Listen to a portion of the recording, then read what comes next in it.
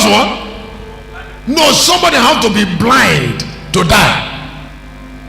You don't see in the path that lead to death. There is no man that died that see death correctly. So when you say death and enemy, say, are you attending locust army now? I say it's not local. It's not about locust army.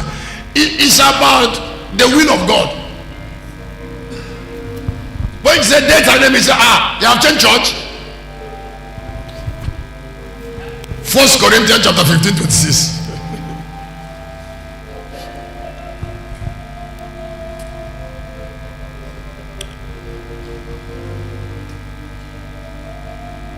Somebody go ahead.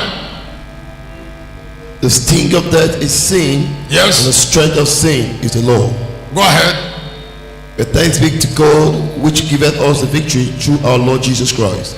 He said, thanks be to the Lord that give us what? Victory. Where do you read?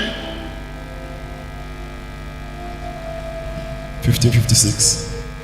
15:26, 20. Go ahead. 15. The last enemy that shall be destroyed is death. Now, how many people can know death as an? How many? Hebrews chapter 2, verse number 9 first, and then 15. And I'm going away from it because of time. I'm just trying to help somebody to know that it's an enemy. But we see Jesus, who was made a little lower than the angels for the suffering of death, crowned with glory and honor, that he, by the grace of God, should test death for every man. Verse 14. For as much then as the children are partakers of flesh and blood, he also himself likewise took part of the same, that through death he might destroy him that had the power of death, that is the devil. Now, why will Jesus destroy death if death is not an enemy? And why must we fight an enemy that Jesus has conquered?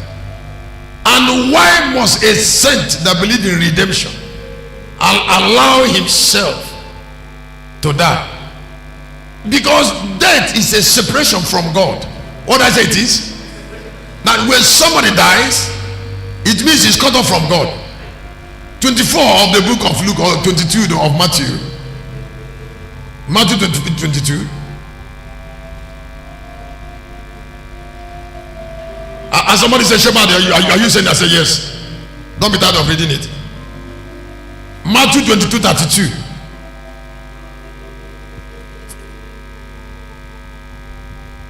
I am God of Abraham, and of God of Isaac, the God of Jacob. God is not the God of the dead, but of the living. Now that is it. So when people die, they are separated from God, because God can only be part of the living, not part of the dead. Now when people start saying that they will die, they will be here on earth and they are separated from God. Saying that you will die means you are already separated from God, because God is not the God of the dead. He is the God of the living. Am I saying something? Am I saying something? Say with me, oh God, every enemy of my life, you including death, I command that enemy to be conquered. Can you raise your hand as you're sitting down and speak it? Say, death, you will not be able to kill me. I can't die and will never die. Not only I can't die, nothing around me shall die. Say with me, not only I can die, nothing around me shall die. I can hear you say, nothing around me shall. Now there is something I want to review to you. I am going to continue with this course during fasting, but I want to mention it in 2 minutes, or in the immunity of revelation. Now hear me. Make it a duty to pay price to know, particularly revelation. Now when you know, start knowing. I said when you know, greatest reward of pain on earth is knowing. I'm not talking about conventional knowledge. I'm talking about knowing. Remember in Matthew chapter 16, he said, upon this rock I will build my church. Now, revelation is a rock. Why Jesus will build his church on it is because that rock provide immunity. It's a spiritual immunity. That is, touch not. Don't touch her. Revelation speaks for you. When it protects you, it's a munition.